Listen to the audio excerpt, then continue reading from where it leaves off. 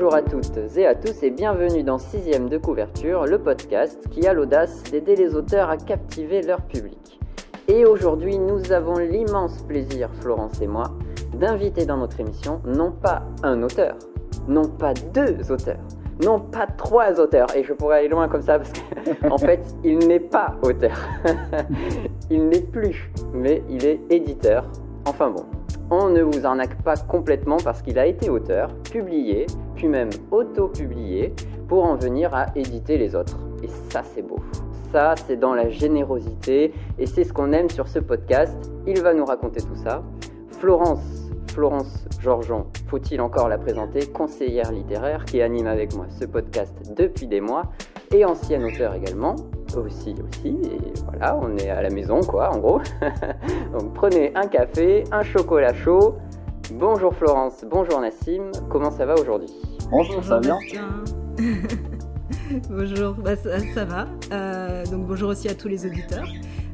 Donc ouais, ça va même très bien puisque effectivement on fait notre toute première interview sur le podcast avec Nassim Amou qui, comme tu l'as dit Bastien dans ton introduction, a un parcours et des expériences à partager qui vont beaucoup intéresser nos auditeurs. Donc bonjour Nassim et merci d'avoir accepté notre invitation. Merci à vous de m'avoir invité. C'est un plaisir. Je voulais te poser une première question, si tu pouvais un petit peu parler de toi et nous dire quel est ton parcours d'auteur avant d'en venir à l'édition. Oui, bien entendu. Alors donc j'ai commencé effectivement comme vous l'avez dit, comme vous l'avez fort bien dit. Bon, alors excusez-moi, j'ai des oiseaux, ils vont accompagner un petit peu le podcast. Ils mordent pas. Donc j'ai commencé effectivement comme auteur. Tout d'abord, bon, comme tout le monde, j'écrivais un petit peu pour moi, donc des fanfictions, ce genre de petits écrits, voilà, des petits recueils de nouvelles, etc. Et par la suite, je me suis retrouvé à être édité par une maison d'édition qui s'appelait Prêt et Lego, qui était une maison d'édition à semi-compte d'auteur. Donc du coup, c'était ma première expérience d'édition. J'ai trouvé ça intéressant parce que c'était la première fois en fait qu'un de mes textes était lu, avait été publié, avait trouvé un lectorat. Et par la suite, je me suis retourné vers l'auto-édition pour tenter une autre expérience encore. Et de fil en aiguille, en fait, je me suis retrouvé à me rapprocher de plus en plus de l'édition, à de plus en plus apprécier ce versant du travail, entre guillemets, de la sphère du livre, jusqu'à me rapprocher donc d'une maison d'édition qui s'appelait Le Maître, qui faisait des fiches de lecture. Donc j'ai été correcteur et j'étais également chargé d'améliorer, entre guillemets, de compléter plutôt les fiches de lecture. Puis je me suis retrouvé à travailler avec l'Arlésienne Édition, qui était une maison d'édition qui faisait du texte court numérique. Et c'était probablement la rencontre la plus importante, parce que c'est là que j'ai appris vraiment les ficelles du métier. D'accord. Et du coup, est-ce que tu peux nous en dire également un peu plus sur les livres que tu as déjà publiés, au cas où, pour que nos auditeurs puissent éventuellement les trouver si ça les intéresse? Tout à fait. Alors, le premier texte qu'on a publié, c'était à deux, donc avec mon comparse Mike Carré. C'était un recueil de nouvelles qui s'appelait 10 mauvaises nouvelles, qui n'est plus commercialisé actuellement. Puis ensuite, je me suis lancé dans une trilogie de romans d'aventure, parce que j'adore les voyages et j'adore l'exploration, j'adore l'aventure. Et du coup, j'ai fait une trilogie d'aventure qui se passe dans un contexte de piraterie qui s'appelle La Légende des Trois Galions, et que j'ai republié du coup lorsque j'ai fondé l'Aquilon. Oh, j'adore l'univers des pirates en plus. C'était passionnant. Super envoûtant, ouais, plein d'aventures en fait. J'ai vraiment aimé travailler là-dessus, parce que sur tout le travail préparatoire, c'était extraordinaire de voir toutes ces personnalités, tous ces portraits de gens, les pirates, c'est génial. Ouais, une mention spéciale quand même pour le titre 10 mauvaises nouvelles. Oui. Rien que le titre, on achète tout de suite. C'est vrai. J'avoue. Bon, ok. Et pourquoi alors t'es passé de l'édition à l'auto-édition ? Tu nous as dit que c'était pour découvrir autre chose, mais c'est parce que t'avais été un peu déçu de l'édition ou enfin, ta première expérience d'édition, elle s'est bien passée, mais pourquoi en être venu à l'auto-édition? Est-ce que c'est plus compliqué? Est-ce que toi, tu as trouvé que c'était voilà, différent? Est-ce que c'était mieux? Est-ce qu'il y avait, j'imagine qu'il y a des avantages et des inconvénients dans les deux? Alors, il y a un petit peu des deux. Je vais pas non plus cracher dans la soupe parce que j'étais très content d'être édité, même si c'était du semi-conte d'auteur, et j'ai beaucoup de choses à dire sur le conte d'auteur et pas forcément des choses très très sympathiques. Euh, j'étais assez enthousiaste au début, puis après c'est vrai que j'ai trouvé l'expérience pas aussi extraordinaire que ce que ça aurait dû être, mais ça m'a pas foncièrement dégoûté de l'édition. Enfin, ça m'a pas fait fuir les maisons d'édition. Mais c'est vrai que au moment où j'ai sorti La Légende des Trois Galions, le premier, qui est donc du coup ma trilogie pirate, je me suis lancé le défi de voir ce que ça faisait de faire mon livre du début à la fin. Et c'est là aussi que j'ai vraiment attrapé le virus de l'édition, parce qu'il y a quelque chose de très de très fort en fait dans le fait d'accompagner son livre entièrement de la conception de l'histoire à la librairie, même si c'est très très fatigant, parce que ça demande encore beaucoup plus de travail. Il faut vraiment accompagner tous les comment dirais-je, il faut vraiment accompagner toute la chaîne du livre. Mais voilà, donc il y avait un petit peu de déception, je vais pas le mentir, parce que je vais pas mentir sur ce point-là, parce que c'est vrai que High Lego, ça n'a pas été à la hauteur de ce que j'attendais. Alors, je parle pas forcément en termes de vente, mais surtout en termes de rapport avec l'éditeur, parce que du coup, il y en avait très peu, il n'y avait pas vraiment ce que j'attendais, donc l'échange, le côté humain qu'il peut y avoir entre un éditeur et son auteur, ou un auteur et son éditeur. Et voilà. Mais il y avait vraiment aussi une curiosité. Je voulais vraiment voir ce que ça faisait de vraiment accompagner tout le livre du début vraiment jusqu'au libraire, toute la chaîne. Et quand tu t'es auto-édité, après t'es allé en librairie, t'as essayé de faire des événements, comment parce que du début jusqu'à la fin, ça va jusqu'à le livre papier, même numérique, mais papier quand même, il y a un petit symbole de l'avoir papier. Et après, t'as essayé de passer par une librairie pour faire des ventes, pour faire connaître ton livre, ou tu t'es débrouillé autrement? Alors tout à fait, je suis passé par le dépôt-vente en librairie, qui en fait consiste à prendre un carton de livres et d'aller courir les libraires et de leur proposer donc du dépôt-vente. Donc j'explique le principe rapidement. Ça consiste à proposer au libraire de mettre le livre dans ses étalages, et le libraire ne rémunère que lorsque les ventes sont fermes. Voilà, donc c'est très très sympa, parce que du coup on fait de belles rencontres avec les libraires, et c'est vrai que ça permet un vrai lien là-dessus. Mais du coup oui, ça demande un énorme travail de suivi, parce que c'est peut-être un petit peu l'inconvénient, c'est qu'il faut du coup vraiment suivre, parce que les libraires aiment bien aussi être certain que l'auteur auto-édité qui leur présente un livre ne va pas juste lâcher le livre et partir en espérant avoir simplement une vitrine commerciale en librairie. Voilà, donc c'est vrai que c'est un vrai travail de suivi. Mais voilà, en gros, je suis passé par là. Alors après, c'est vrai que selon les moyens, moi j'en avais pas beaucoup, j'étais jeune et chevelu et étudiant.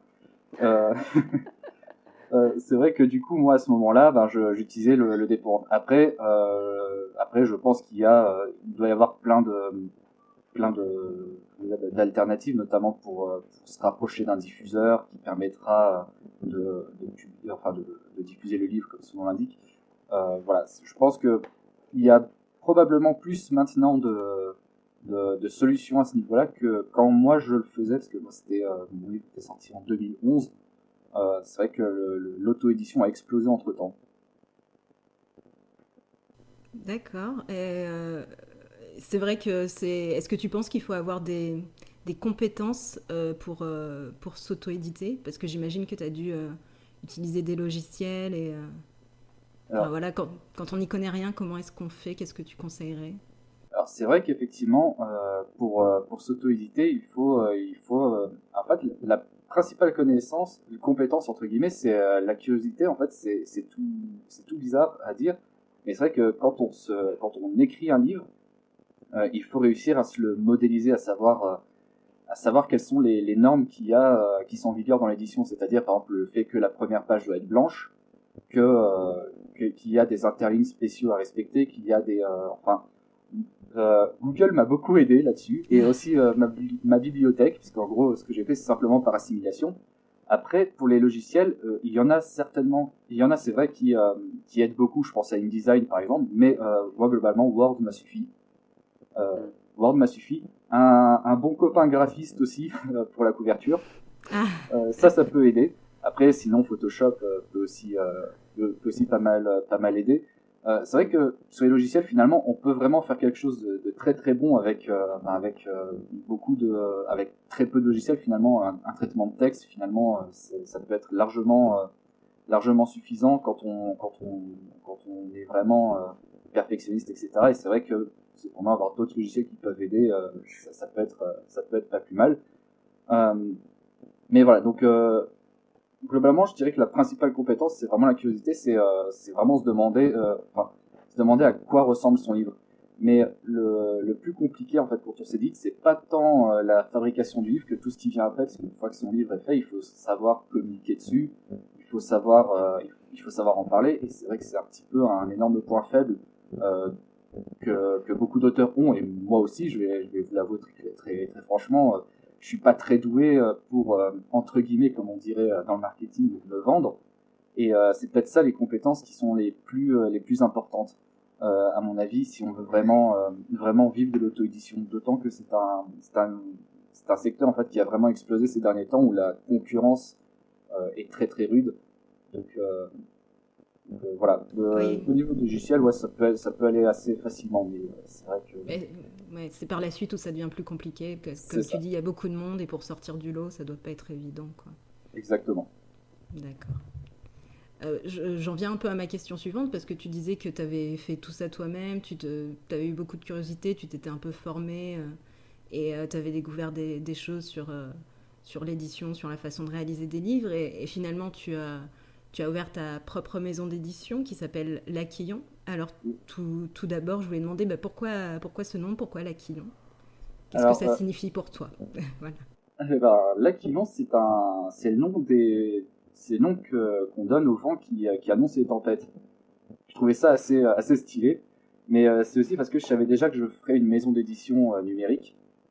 Et le vent, en fait, ça a cette particularité d'être immatériel et en même temps d'avoir un véritable impact. Et je trouvais que pour une maison d'édition numérique, ça sonnait plutôt bien. C'est aussi une petite autoréférence parce que quand j'ai fondé ma maison d'édition, donc du coup, j'avais également fait cette fameuse cette trilogie pirate dont je parlais, et le navire du personnage principal s'appelait l'Aquilon. Et donc je trouvais ça assez sympa d'imaginer, enfin de voir ça comme étant mon navire et Ah. ma conquête des océans littéraires. C'est ça, bah oui. Et puis en plus, j'ai vu sur ton site que ta ligne éditoriale, c'était plutôt le voyage. Donc Oui. comment t'en es venu à choisir d'ailleurs cette ligne éditoriale? Alors, la maison d'édition, je l'avais fondée j'ai fondé avec mon ami Arthur Serre, qui est parti vivre ses propres aventures, et qui est toujours mon ami, ceci dit, je précise. Et en fait, c'est un grand voyageur, contrairement à moi qui suis assez sédentaire. Lui, il voyage énormément. Et ce que j'aimais bien, c'était quand il revenait, on se posait dans un bar et il me racontait ses voyages. Et du coup, moi, ça me permettait de voyager par procuration. Et, euh, et donc, du coup, je me suis pris d'une vraie passion en fait pour les voyages, pour ces gens qui sont capables de partir très très loin et de revenir et enfin, qui ont la capacité à nous faire voyager avec leurs mots. Donc voilà, je me suis vraiment pris d'une énorme passion pour le récit de voyage. Et à partir du moment où je me suis dit qu'on allait faire du récit de voyage, tout s'est enclenché, c'est allé très très vite. C'était vraiment le déclic quelque part. Euh, voilà, c'est vraiment la raison principale, c'est que j'aime les récits de voyage. Je trouve aussi que c'est un genre qui n'est pas très très représenté, qui est un petit peu, alors, qui tombe peut-être un peu en désuétude parfois, même si on a encore des grands noms. On a C'est Sylvain vrai. Tesson, Mike Horn, Bien sûr, Mais ouais. c'est vrai que passer ces deux grands noms et quelques classiques comme Alexandra Davinel, on est surtout sur du guide, et je trouve que le guide c'est très pratique, mais ce n'est que ça, c'est que pratique, alors que le récit de voyage, ça a un supplément d'âme, un supplément de cœur, et je, je, en fait, je suis vraiment, enfin moi c'est vraiment mon truc depuis que j'ai l'opportunité de lire tout un tas de récits de voyage, je suis ultra heureux. Donc voilà, c'est vraiment un genre qui me tient à cœur. Ça me fait penser à Ben Mazué, c'est un auteur-compositeur un peu slammer, on va dire, enfin, qui fait des jolies chansons, qui fait des très jolis textes, et il écrit pour d'autres artistes. Et dans une interview, il expliquait que quand on lui demande un texte et qu'il sèche, il a vraiment aucun sujet, il sait pas quoi proposer, et qu'il a peur de décevoir, il propose un texte sur le voyage, Ouais. parce que ça marche toujours en fait, ça fait toujours rêver. Donc lui, c'est plutôt dans le cadre de chansons, mais le voyage, le récit de voyage, le récit d'aventure, la découverte quoi, de l'inconnu, ce genre de choses, ça marche toujours en fait. Les gens sont toujours friands et c'est un sujet un peu infini en fait. C'est vrai, et C'est un tonneau qui n'a pas de fin. c'est vrai, puis j'ai aussi enfin, moi, c'est vraiment le sentiment que j'ai. Je pense que les premiers récits que je faisais ça devait être des récits sur les pérégrinations qu'ils faisaient, c'est vraiment, enfin, c'est purement personnel, mais je suis à peu près certain que c'est la première chose que les gens se racontaient, c'était ce qu'ils avaient vu, enfin, où ils étaient allés, ce qu'ils avaient vu, les rencontres qu'ils faisaient. C'est vrai, ouais, ça a du sens. Donc tu es spécialisé dans les récits de voyage réels, pas fictifs, c'est ça que je veux dire, réels. Oui. Alors après, par réel, effectivement, j'entends vraiment dans notre monde, parce que je veux vraiment être tout ce qu'on fait dans le monde. Après, c'est vrai que j'avais expliqué ça une fois à un auteur qui me posait la question. Rien n'empêche de faire un récit de voyage complètement fictif à partir du moment où il est crédible, où il permet vraiment de s'évader. C'est-à-dire que si quelqu'un veut dire qu'il a été poursuivi par des ninjas au fin fond du Sahara, rien n'en empêche, on va pas vérifier. Mais c'est vrai que j'ai une tendance à vouloir effectivement amener les gens à s'intéresser au monde qui nous entoure. Euh, Quoique, même si c'est vrai qu'un récit de voyage un peu fictif, mais enfin complètement fictif dans un univers complètement inventé, ça pourrait être aussi extrêmement intéressant. Ok, et alors ta maison d'édition, du coup, c'est plutôt une maison d'édition, on l'a un peu évoqué, à compte d'éditeur ou à compte d'auteur. Est-ce que tu veux bien, déjà, c'est l'occasion d'expliquer à nos auditeurs un peu quelle est la différence entre les deux, parce que c'est pas forcément des questions qu'on a déjà abordées sur le podcast. Et si toi, du coup, tu es plutôt l'un ou plutôt l'autre, ou au choix, mais ça m'étonnerait que les deux puissent exister en simultané.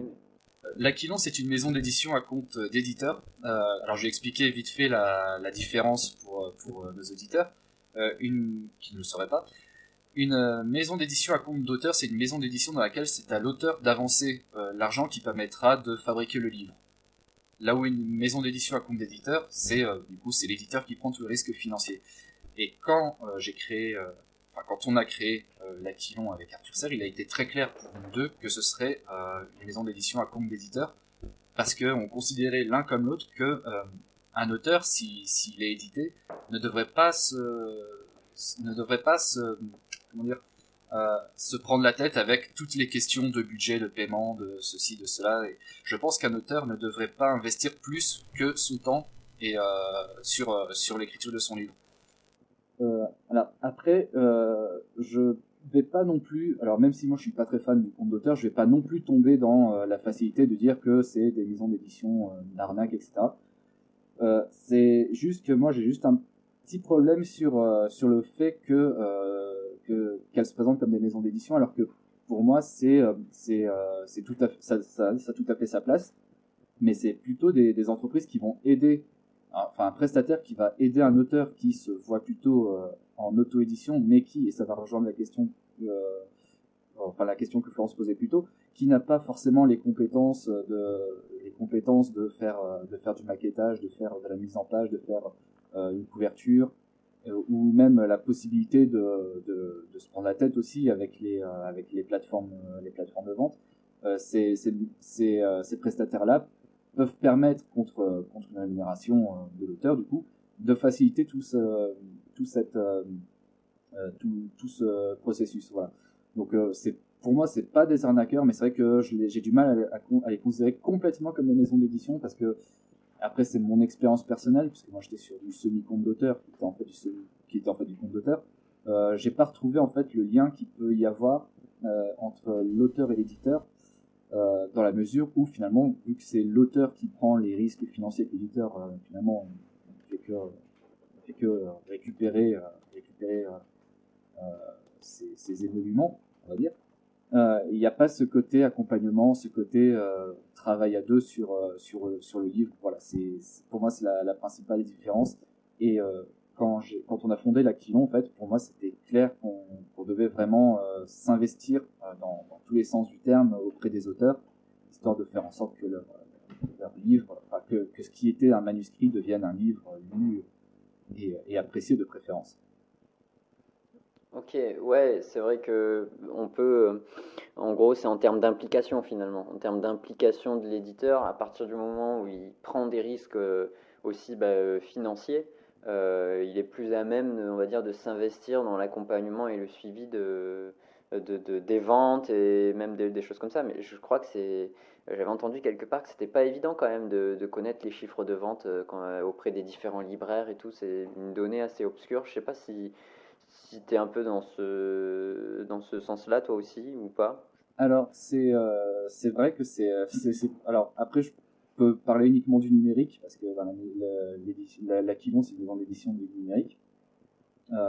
Donc, pour ma part, moi, j'ai les chiffres de vente chaque mois, parce que j'ai accès enfin, je travaille avec un diffuseur qui est extraordinaire. Voilà, ça c'est dit. Et du coup, qui est effectivement très sérieux, et qui fait un suivi au plus près. Après, c'est vrai que je pense que lorsqu'on a, j'imagine qu'une machine de guerre comme Gallimard, par exemple, qui a énormément de points de vente je pense que le suivi doit être assez compliqué. Mais c'est vrai que n'étant pas spécialement concerné par ce problème-là, je saurais pas le dire. Alors c'est vrai que quand j'étais en auto-édition, il y avait aussi ce côté un petit peu difficile de savoir si le livre a été vendu ou s'il a été mis au pilon pour une raison X ou Y. C'est vrai que c'est une donnée assez compliquée, en tout cas quand on est auto-édité. C'est une donnée qui est compliquée à collecter, parce que finalement, c'est vrai qu'on peut toujours se poser la question de oui, mais qu'est-ce qui fait croire que voilà. Et en ce sens, les plateformes de vente en ligne, et là je vais dire un gros mot pour certains, mais prenons Amazon par exemple, quand on est sur le programme KDP, c'est vrai qu'il permet un suivi beaucoup plus simple. Moi qui suis passé par KDP, c'est vrai que là pour le coup c'est assez simple. Amazon donne les chiffres. Voilà.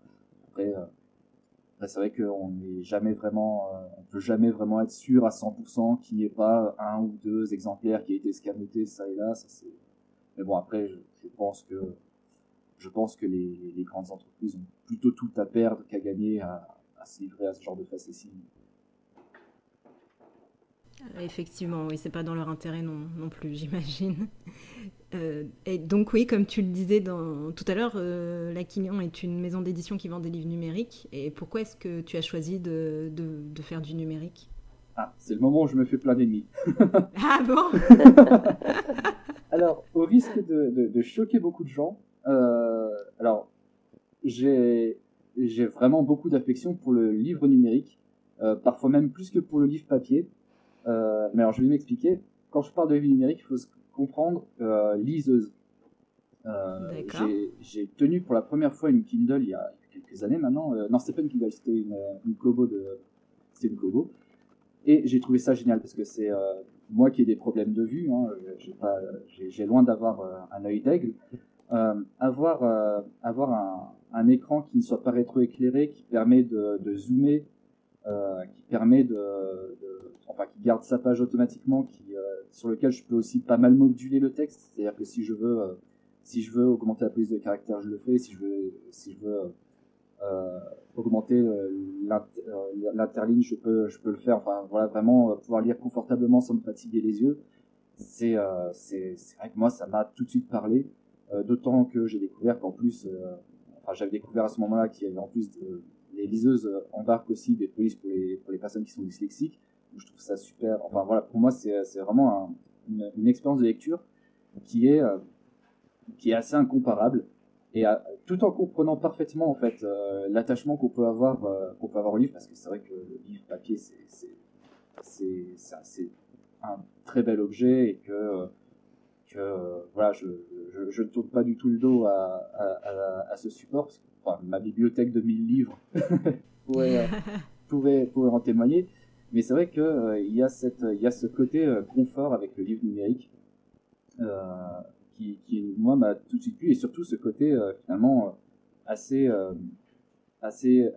inclusif et je dirais même que ça permet peut-être même plus facilement de populariser, de populariser la lecture. C'est-à-dire que pour moi, le livre numérique, c'est un support qui déjà permet de mieux rémunérer les auteurs, parce qu'il n'y a pas tous les coûts qui sont inhérents à la fabrication d'un livre qui sont à prendre en compte. Donc du coup, ça permet de mieux rémunérer les auteurs et aussi de pouvoir prendre plus de risques sur la publication. Je prends un exemple. Moi, j'ai dans le catalogue de la Quillon, il y a un livre qui s'appelle Les carnets de bord du capitaine Hugo Le Brac de Lucille Cotin, qui est une fantaisie littéraire qui est absolument géniale. Je vous recommande à tous ce texte. C'est vraiment un texte comme j'en avais rarement lu.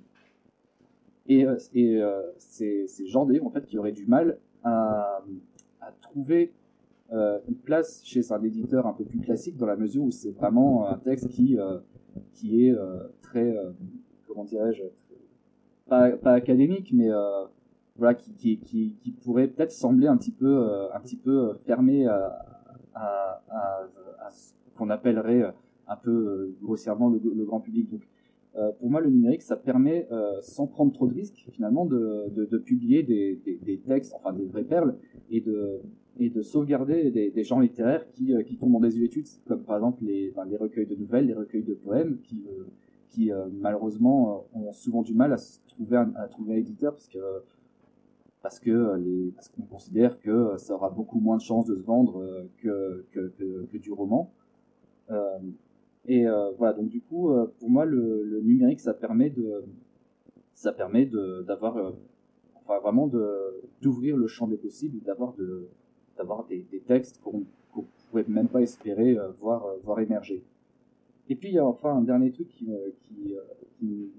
un dernier argument moi qui m'a convaincu de me lancer uniquement dans le numérique avec Aquilon, c'est que comme on fait du récit de voyage, c'est-à-dire que je considère que les livres de Aquilon s'adressent à des voyageurs. Et c'est vrai que prendre une bibliothèque dans son sac, c'est plus simple quand elle a un écran et qu'elle fait à peu près 12 cm sur 10. Donc voilà, il y a ce côté facile à embarquer. Et moi, ça me paraissait logique. Enfin, pour moi, l'image que j'ai du voyageur qui est sous Aquilon, c'est vraiment quelqu'un avec une liseuse et qui peut, du coup, à n'importe quel moment, prendre toute une bibliothèque. Voilà, c'est vraiment ça permet une pratique nomade de la littérature qui me plaît. C'est une Clément. J'avais dit que je me fais des ennemis. ça commence. On les entend grogner. Mais effectivement, je suis assez d'accord. Effectivement, le numérique a un avantage pour les auteurs, comme tu le disais, avec la rémunération. Et moi, je sais que quand je suis partie en Corée en voyage, j'ai emmené ma liseuse parce que, comme tu le dis, je me voyais pas emmener 3-4 livres dans ma valise, qui est déjà limitée au niveau du poids. Donc voilà, c'est vrai que c'est super pratique. Et il y avait une anecdote à laquelle je pensais en t'écoutant parler, c'est que j'ai travaillé dans l'édition de guide de voyage, donc on reste dans le voyage. Et je me rappelle qu'à une époque, on faisait la réédition d'un guide sur Naples, je crois. J'avais découvert, c'était à l'époque, j'étais stagiaire, donc j'avais découvert que pour faire cette réédition, ils avaient pilonné les 2000 exemplaires de l'édition précédente. Parce que voilà, tu peux pas faire une nouvelle édition si te reste des exemplaires sur les bras, ça n'a aucun sens. Enfin, voilà. Et c'est quand tu vois ça, tu te dis ah oui, bah avec le numérique, ça serait pas arrivé. Enfin, C'est c'est vrai. quand même 2000 exemplaires d'un livre qui partent en fumée. Enfin, Ouais. mais ouais. Donc ouais, En beaucoup tout cas, d'avantages. l'argument effectivement, du voyageur nomade casse-liseuse, c'est un argument implacable, quoi. C'est Euh, clair. c'est pas faux. un très très bon argument qui colle bien avec la ligne éditoriale de l'Aquilon. Ça, Ah c'est oui, clair. complètement. C'était vraiment, quand quand on a pensé avec Arthur, récit de voyage, c'est tout de suite, pour ma part, moi, c'était clair que le numérique, que j'avais découvert justement en travaillant avec l'Arlésienne, parce que c'est là où je me suis vraiment formé. Qu'avant, avant, je faisais de la relecture, de la correction. Sur l'Arlésienne, j'ai eu ça, puis je me suis vraiment formé aussi sur la fabrication de livres numériques. Et c'est vrai que j'ai vraiment pris, j'ai pris une vraie claque parce que j'ai vraiment découvert un support pour lequel j'étais vraiment pas partant au début, parce que comme tout le monde, je me suis dit, numérique jamais, moi je veux faire de beaux livres, comme quoi. Ouais. Bah, ceci dit, les livres numériques demandent peut-être une couverture quand même. C'est vrai, oui, tout à fait, tout à fait. Mm.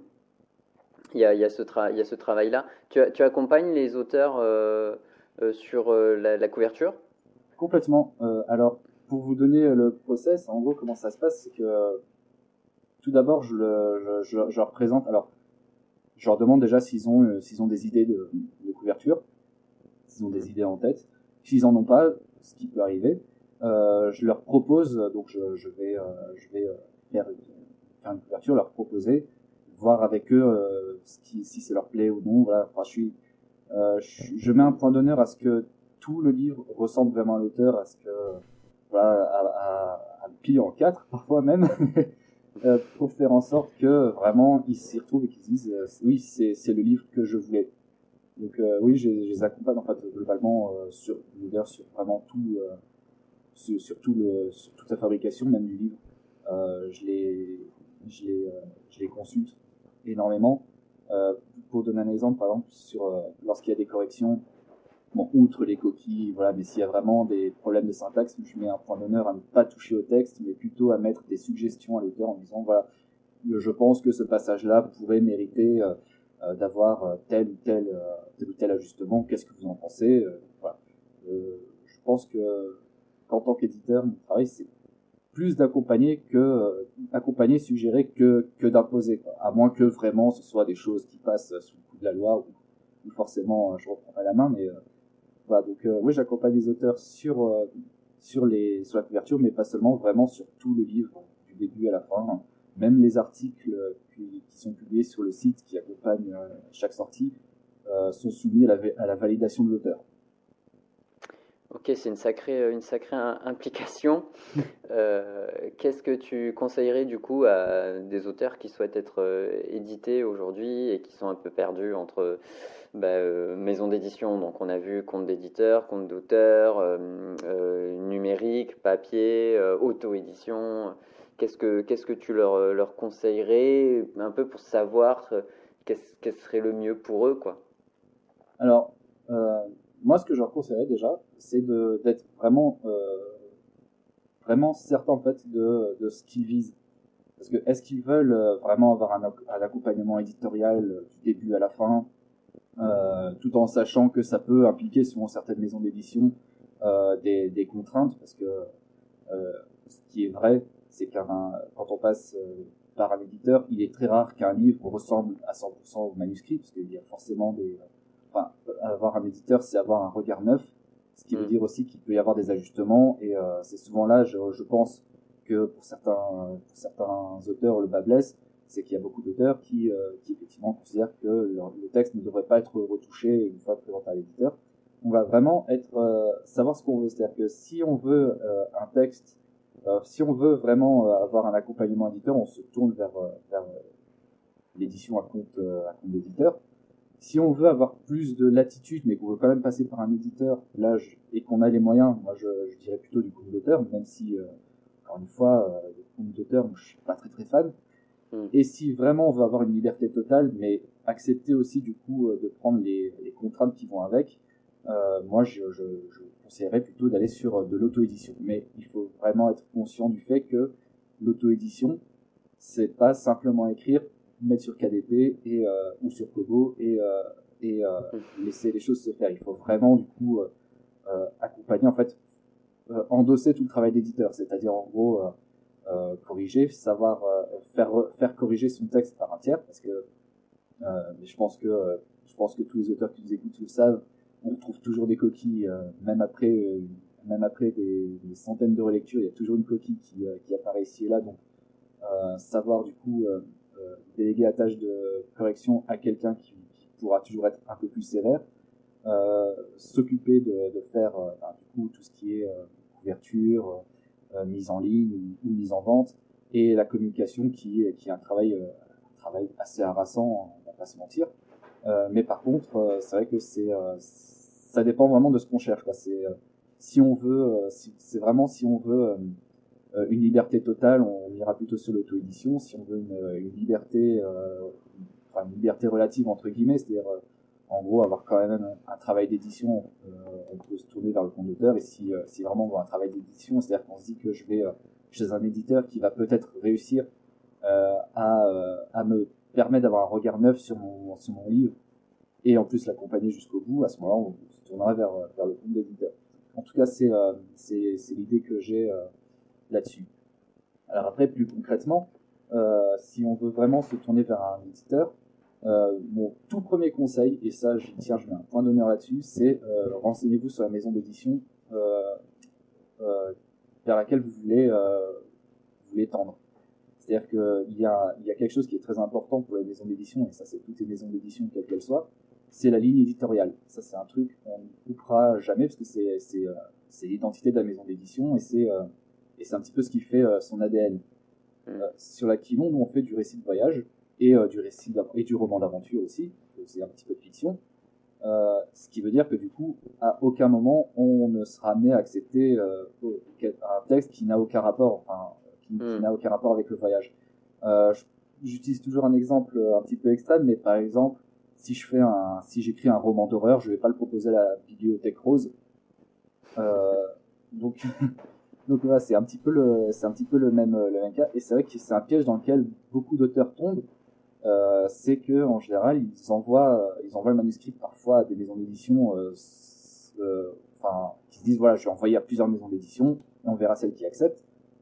Et alors le problème c'est pas que les maisons d'édition vont ensuite griller l'auteur, ça j'y crois pas une seule seconde, mais c'est que l'auteur du coup va recevoir des refus et se démotiver, et c'est pour ça que c'est un piège, et du coup tomber dans une spirale de voilà, personne ne publie, personne ne veut de mes textes, et ça peut avoir des effets assez néfastes, parce que j'ai connu beaucoup d'auteurs pour ma part qui ont abandonné parce que tout simplement ils n'arrivaient pas à se faire publier. Sauf que j'ai le cas précis moi d'un auteur qui s'était rapproché d'une maison d'édition qui faisait, je sais plus, je crois qu'il faisait du fantastique. Il est arrivé avec un polar, ça a pas matché, quoi. Voilà, c'est vraiment le premier des conseils, c'est sachez à qui vous souhaitez envoyer votre manuscrit. Ça augmente largement vos chances. Ouais, en tout cas, tu as soulevé un point sur lequel là, je souhaite rebondir, c'est effectivement moi je pense qu'il y a une peur, tu vois. Moi je dis pas ça parce que je suis en compagnie d'une conseillère littéraire et d'un éditeur, mais imagine tu t'auto-édites, tu vois. J'ai l'impression qu'en gros un coach littéraire pour voir non, c'est bon, allez, je gère, allez, donc tu repousses. Maintenant je vais passer par un éditeur qui va me relire, non mais c'est bon, je suis sûr de moi, donc c'est bon, je repousse. Tu finis par t'auto-éditer tout seul, et là tu vends rien du tout. T'as rien en fait, tu vois, tu te retrouves genre seul avec ton échec. Il n'y a pas de... Alors que quand tu te fais accompagner, tu sais que ce que tu proposes au public, ça se tient la route, parce qu'en fait tu t'es fait accompagner avant. Et je pense que pour certains auteurs, ils vont avoir peur en fait de la relecture, et ils vont attendre le dernier moment, le verdict final du public, Et là, ils vont se planter et au final, le livre, il part à la poubelle alors qu'il avait peut-être du potentiel. Donc je trouve que c'est un peu dommage. C'est vrai, mais faut dire aussi qu'écrire, c'est un acte qui va chercher dans le plus intime. Et c'est vrai que c'est surtout la première publication, on a beaucoup de mal en fait à se faire relire. Et c'est vrai qu'on a toujours un petit peu peur du rejet, peur de voilà, qu'on dise que c'est nul. Mais alors, je parle en connaissance de cause, j'ai très bien ressenti cela. Mais c'est vrai qu'à un moment donné, on doit se dire peut-être qu'il faut que je prenne le risque qu'on me dise que ce que je fais n'est pas à la hauteur ou quoi, ce qui me permettrait éventuellement de m'améliorer. Et pour moi, le fait d'être auteur, c'est toujours chercher à se surpasser. Ça fait un petit peu shonen manga de dire ça, mais c'est vrai que parfois je relis des vieux textes que j'ai écrits et à l'époque je trouvais ça extraordinaire, puis je les relis maintenant, je me dis non, bien sûr que ça pouvait pas être édité. Je pense que pour pouvoir se lancer dans l'écriture, et surtout l'écriture en étant publiée de façon sereine, il faut avoir cette capacité à prendre du recul et à accepter le risque justement qu'on se dise oui, mais ça c'est à améliorer. Voilà, je pense qu'il n'y a rien à perdre et au contraire, d'autant que ce soit les conseillers ou les éditeurs ou même les bêta lecteurs ou n'importe qui en général qui est dans la boucle, en général ce sont des gens qui sont toujours bienveillants, même dans les critiques. Voilà, je pense qu'aucun professionnel du livre n'a intérêt à écraser un jeune auteur qui se lance et qui a le courage justement de présenter son texte. Donc, moi, le conseil que je donne vraiment aux jeunes auteurs, c'est n'ayez pas peur du rejet ou n'ayez pas peur de l'échec. Ça fait partie intégrante de la vie d'auteur. Un auteur peut être très prolifique, écrire des centaines de livres et n'en publier qu'un seul. C'est un peu injuste, mais c'est vrai que c'est un peu ça le sacerdoce de l'auteur. Effectivement, et malheureusement, mais du coup, je me demandais, par rapport au manuscrit, appelons ça, on va dire un manuscrit idéal, même si bon, le nom est peut-être pas forcément bien trouvé, mais est-ce qu'il y aurait d'après toi un manuscrit idéal, à quoi il ressemblerait, de manière histoire que nos auteurs puissent mieux appréhender les attentes de ta maison d'édition, la Quignon, ou celle d'un éditeur en général? Alors, un manuscrit idéal, vaste question. Un manuscrit idéal, pour moi, c'est tout simplement un livre idéal. C'est un manuscrit qu'on reçoit et qu'on n'arrive pas à lâcher. Alors, il faut savoir que un éditeur, surtout expérimenté, peut déterminer dès la première page si un livre sera retenu ou non. En général, on lit la première page, qui quelque part, c'est un petit peu le premier contact qu'auront toujours tous les lecteurs avec le livre. Ce sera toujours cette première page. Et donc, en gros, sur cette première page, on se fait déjà une bonne idée, puis après, on parcourt un petit peu le livre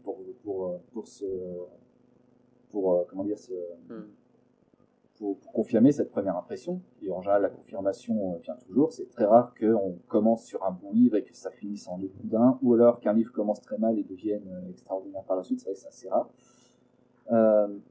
Et un manuscrit idéal, et j'ai la chance de pouvoir dire que ça m'est arrivé à plusieurs occasions sur la Quilon, c'est un manuscrit, on le reçoit, on se dit bon, on va lire la première page, puis sans s'en rendre compte, on l'a terminé.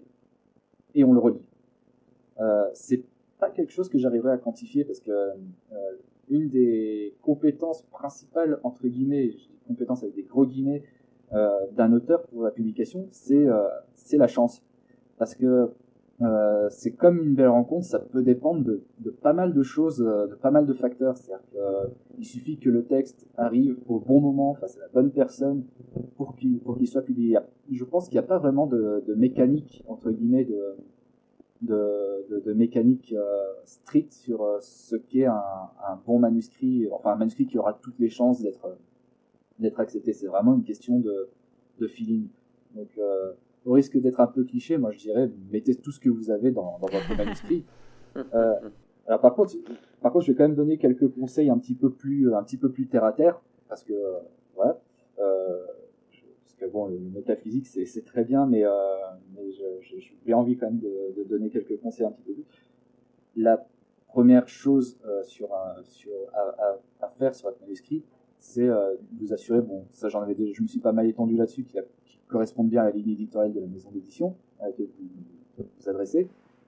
Et ce qu'il faudrait aussi, en fait, c'est vraiment des questions d'orthographe, assurez-vous qu'il soit relu. C'est vrai que parfois, il m'est arrivé à quelques occasions de recevoir des textes sans que ça n'a pas été relu. Voilà.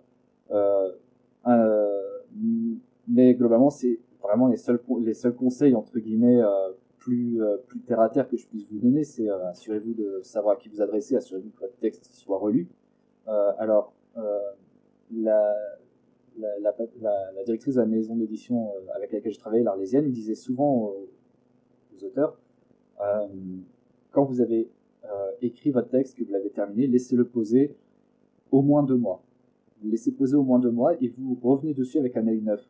Vous posez 2 mois, vous faites autre chose, vous écrivez quelque chose d'autre, vous lisez des tas de livres, vous nourrissez de pas mal de choses, et vous posez un regard neuf sur votre texte, et vous voyez si effectivement si vous jugez qu'il est toujours bon à être envoyé, ou si vous pensez qu'il faut encore un petit peu de travail. Autre conseil, vous pouvez aussi confier votre texte à des bêta-lecteurs, mais qui ne font pas partie de votre entourage direct, parce que les amis, la famille auront beaucoup de mal à être vraiment cash. Ils auront toujours tendance un petit peu à arrondir les angles par pure bonté, hein, parce que leur but c'est pas non plus de vous couper les ailes. Donc n'ayez pas peur de vous adresser à des bêta-lecteurs. Je sais qu'il y a pas mal de groupes, surtout maintenant que l'auto-édition a pris une telle place. Donc il y a énormément je sais qu'il y a pas mal de bêta-lecteurs ou même de correcteurs freelance qui peuvent aider les auteurs à peaufiner leur texte. Ça vous permettra d'avoir un manuscrit, en tout cas, qui techniquement aura beaucoup plus de chances d'attirer un éditeur. Voilà. Ok, ouais, ce sont des bons conseils. Je pense aussi qu'il y a un phénomène de chance, hein. Donc si jamais il y a des auteurs qui nous écoutent, qui ont déjà fait tout ça et que ça n'a encore rien donné, je pense qu'il faut persévérer, parce qu'il y a clairement aussi un facteur chance. C'est sûr que quelqu'un qui ne fait rien, s'il fait rien, il n'aura pas de résultat. En revanche, quelqu'un qui fait, il est déjà plus propice à avoir des résultats, mais parfois le seul travail ne suffit pas, quoi. Il faut une bonne rencontre. Après, parfois changer de méthode aussi, comme par exemple y aller peut-être en main propre ou essayer quelqu'un d'autre, etc. Bon, mais il y a parfois on peut changer de méthode pour pousser un peu, susciter justement ce petit déclencheur, en fait, ce petit facteur chance. Ouais, je suis d'accord. Complètement, d'autant que c'est vrai que je remarque que c'est rare qu'on s'interroge vraiment sur ce que c'est vraiment qu'une maison d'édition, mais ça, c'est des comités de lecture avec des membres qui peuvent tout à fait changer. Donc, un texte qui n'a pas plu à tel comité de lecture pourrait plaire aux membres d'un comité de lecture de cette même maison d'édition. Donc, vraiment, comme tu disais, quoi, c'est le seul gros piège dans se faire éditer, c'est celui d'abandonner. C'est-à-dire qu'il faut vraiment persévérer et ne pas se laisser abattre. Il faut être patient, ça c'est sûr. Il faut être patient. Et de ton côté, qu'est-ce que tu espères pour l'avenir de l'Aquilon? Alors, ce que j'adorerais, ce serait un récivage dans l'espace. Donc, Thomas Pesquet, si tu nous écoutes. Thomas Pesquet nous écoute. Ok, on va se débrouiller. On va essayer de lui passer l'épisode. Bon, plus sérieusement, moi, ce que je souhaite, tout simplement, c'est de pouvoir continuer sur ma lancée et pouvoir continuer à voyager avec les auteurs que je publie et ceux qui viendront au site.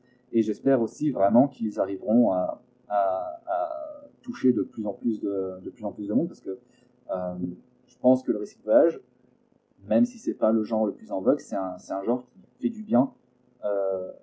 Je vais ressasser un mauvais souvenir, mais pendant le confinement, par exemple, je sais que il y a pas mal de lecteurs qui se sont plongés dans des récits de voyage parce que ça leur permettait de s'évader, et c'est vrai que ça a cette force-là.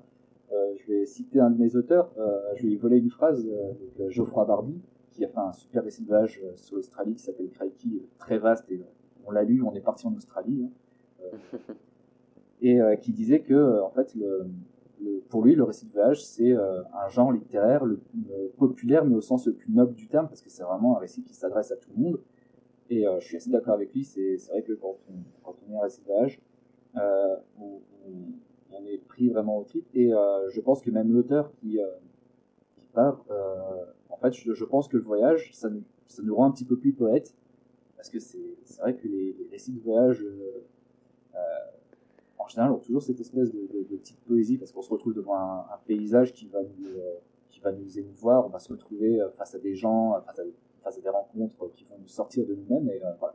Donc j'espère vraiment que l'Aquilon va pouvoir continuer sur sa lancée, et toucher de plus en plus de lecteurs qui pourront effectivement découvrir un genre littéraire qui a énormément de choses à offrir.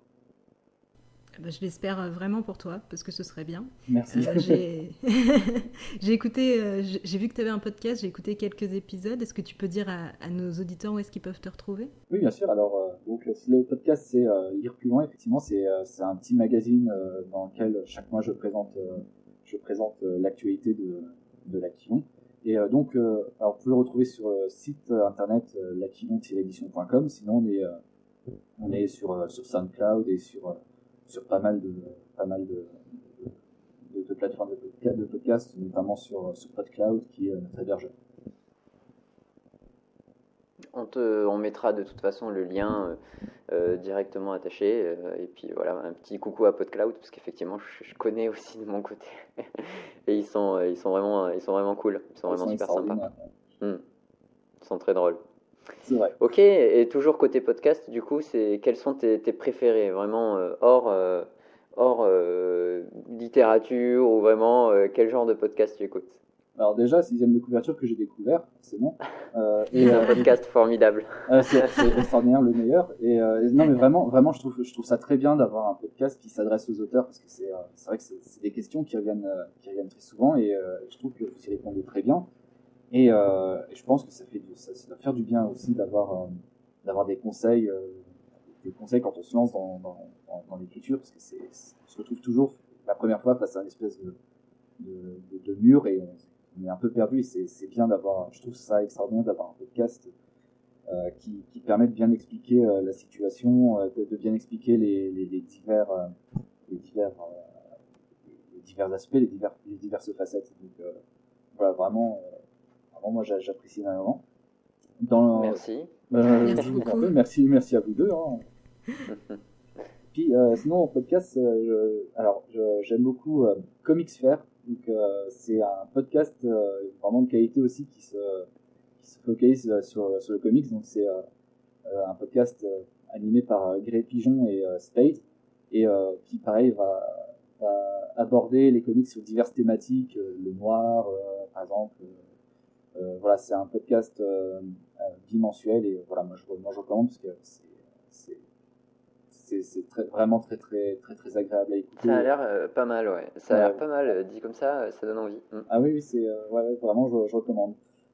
Alors après, j'écoute aussi pas mal Sam Travail, que j'ai découvert parce que en fait une des autrices de l'Aquilon, Célia Cristofoli, qui a publié un récit de voyage en Grèce qui s'appelle De Roche et d'eau, anime aussi ce podcast que j'ai découvert, du coup, qui parle par contre de problématiques liées au travail. Et c'est vrai que moi c'est un secteur qui m'a toujours intéressé, parce que c'est vrai que j'ai toujours une certaine fascination. Là on reconnaît l'étudiant en sciences sociales, en sciences humaines et sociales, qui s'intéresse un petit peu effectivement à ces problématiques liées au travail. Donc voilà. Et enfin, plus raccord avec la ligne éditoriale de l'Aquilon, c'est Plume voyageuse, par Karine Poirier. Alors, petit rectificatif, ce n'est pas Plume voyageuse, mais Plume vagabonde.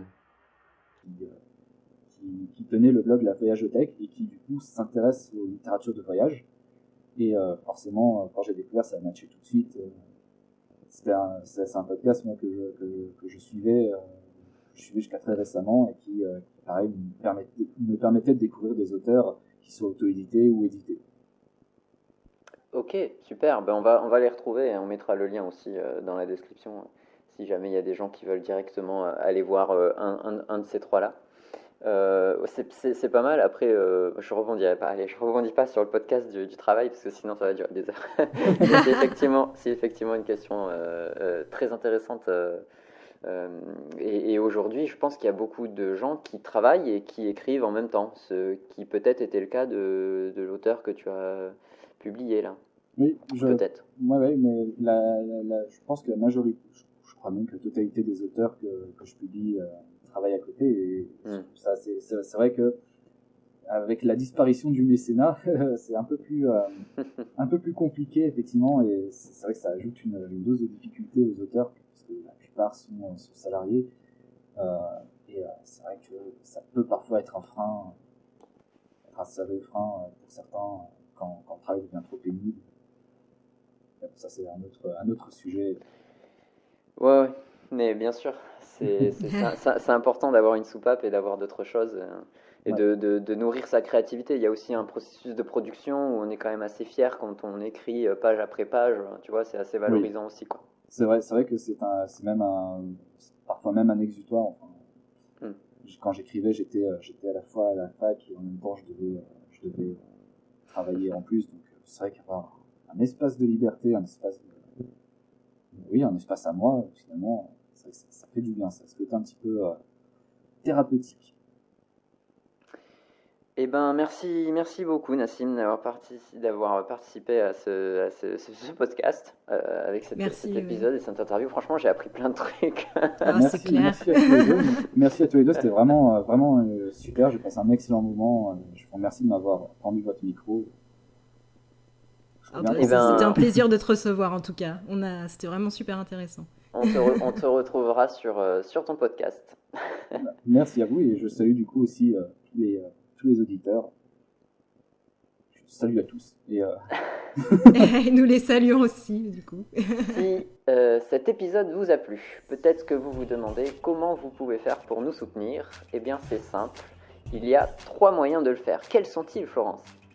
Alors le premier est de vous abonner à ce podcast pour nous montrer qu'il vous plaît et on publie un épisode tous les 15 jours.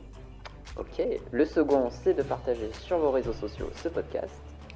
Et le dernier est de noter 5 étoiles ou le maximum d'étoiles possible en fonction de la plateforme, ce podcast sur la plateforme que vous utilisez.